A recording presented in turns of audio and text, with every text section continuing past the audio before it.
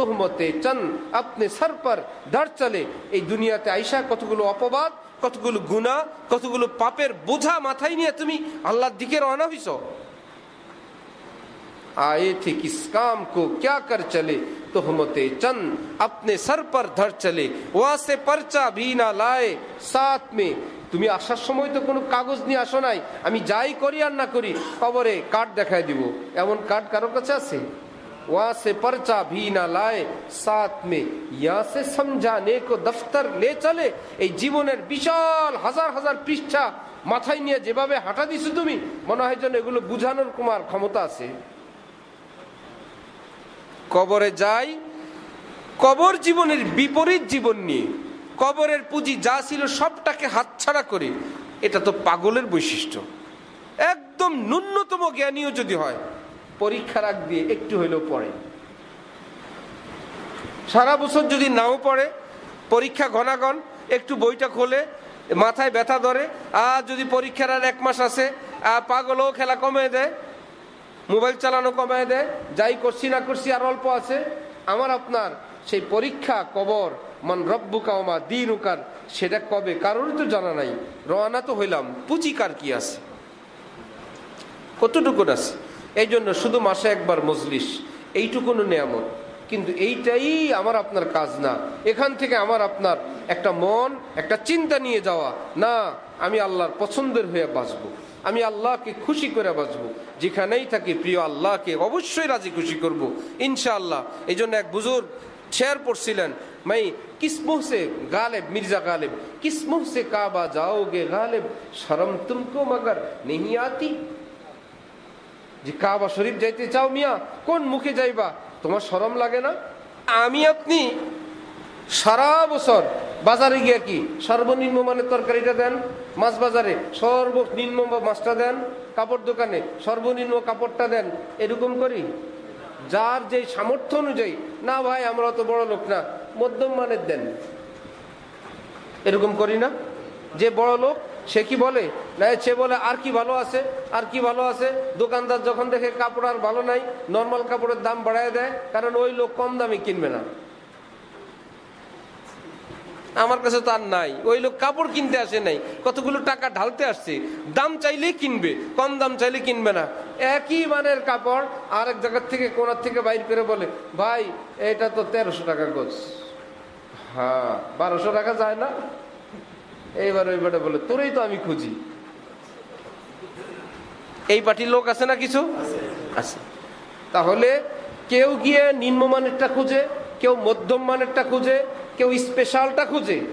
সারা দেশে আমাদের স্তর, কিন্তু ফেতরা দেওয়ার সময় সবাই সর্বনিম্ন ফেতরা। যদি কেবল 100 টাকা ঘোষণা দেয়, 200 টাকা ফেতরা দেওয়ার লোক সারা দেশে বাটি চালান দিয়ে পাবেন না। কেন দিব? ফেতরা তো 100। আরে বাবা ফেতরা তো 100 না, সর্বনিম্ন ফেতরা 100। তুমি কি সর্বনিম্ন মানের লোক? সর্বনিম্ন মানের লোক হলে সর্বনিম্ন ফেতরা দাও, মধ্যম মানের লোক হলে 600-800 টাকা দাও, এ তো গরিব যাবে। এটা কি আসলে কি দিয়ে দেয় না থাইকে যায়? না, আমি কেবল দেওয়া দিলাম, আবার আমার অ্যাকাউন্টে থাকলো। গরিব খুশি হইলো, আত্মীয় খুশি হইলো, এক উসিলা তারা একটু পাইলো, আমার টাকাটাও কাজে লাগলো। কিন্তু সর্বনিম্ন হযরত শাহ আব্দুল হক সাহেব বলেন, ওফো তোমার সব জায়গায় উন্নত খোঁজো, বাড়ি গাড়ি, হযরত বলেন পান সুপারি, এমনকি পান দানটাও উন্নত। আল্লাহর কোলাম আরে কোন রকম হইলে হয়েছে। আরেক পার্টি আছে আমাদের, মনে করে আমি মুসলমান, আমার ছেলে মেয়েকে কোরআন শেখানো উচিত, এই জন্য স্কুল কলেজে ভার্সিটিতে পড়ায়, ইংলিশ মিডিয়ামে পড়ায়, যার যেখানে ইচ্ছে সেখানে পড়ায়। মুসলমান হিসেবে মনে করে আমার কর্তব্য সন্তানকে কোরআন শিখানো, এই জন্য একজন হুজুর রেখা বাচ্চারা কোরআন শরীফ পড়ায়। এবার সেই হুজুরের বেতন 200, 300, 400 যা হোক, একদম অশুদ্ধ পড়া। আর কোন রকম একটু কোরআন শরীফ খতম হয়ে গেলে হুজুরের ছুটি, ছেলে কোরআন শরীফ নিয়ে নিছে, আর লাগবে না। একজন মুসলমানের সন্তানকে এই কোরআন শরীফ তেলাওয়াত শিখানো ফরজ। এটা তো একটা ফরজ। কয়টা ফরজ? নামাজ, রোজা, ইবাদত, বন্দিগি, হালাল হারাম, পর্দা, পশিদা, জায়েজ নাজায়েজ, কে খালা, কে মা, কে খালাতো বোন, কে ফুফাতো বোন, কারে বিয়ে করা যাবে, কারে বিয়ে করা যাবে না, কার সঙ্গে দেখা দেওয়া যাবে, কার সঙ্গে দেখা দেওয়া যাবে না, গরিবের সঙ্গে কি আচরণ। এই যে মুসলমান হিসেবে বেঁচে থাকার যাবতীয় এলেম, এটা আলেমের জন্য তো না, এটা সব মুসলমানের জন্য জানা, সব মুসলমানের জন্য নিজের সন্তানকে শিখানো ফরজ। এই সবটার মধ্য থেকে একটা হইল কোরআন শরীফ, সেটাও অশুদ্ধ শিখে মনে করে আলহামদুলিল্লাহ মুসলমান হিসাবে আমার দায়িত্ব ছিল ছেলে মেয়েকে কোরআন শরীফ পড়ানো, আলহামদুলিল্লাহ হুজুর রেখা পড়াই দিছি। আমার দায়িত্ব ছিল আপনাদের দোয়ায় আমার মেয়ে কোরআন শরীফ 3 খতম করছে। এইরকম 3 খতমের চেয়ে একটা কুল হু আল্লাহ শুদ্ধ পড়লে ভালো ছিল, এরকম 3 খতম, পুরাটাই অশুদ্ধ, কিছুই পারে না। আল্লাহ, তাহলে আমাদের শুধু দুনিয়ায় উন্নত হবে না, দিনও উন্নত। ওয়াজ নসিহত দিয়ে একজন মানুষের জীবনের যত ফরজগুলো এক মজলিসে না, 1000 মজলিসে হবে না।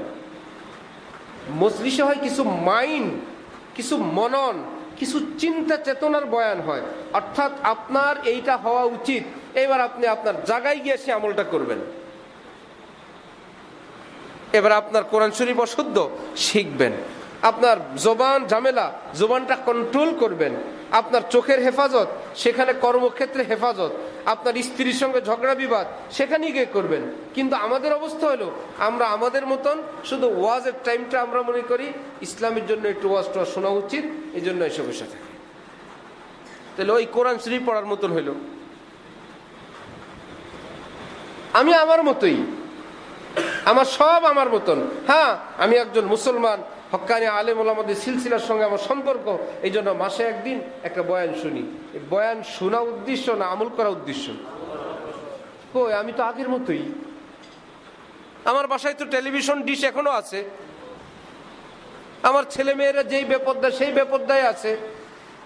আমি নবীর ছুরি, গলায় ছুরি আগেও লাগাইতাম, এখনো লাগাই।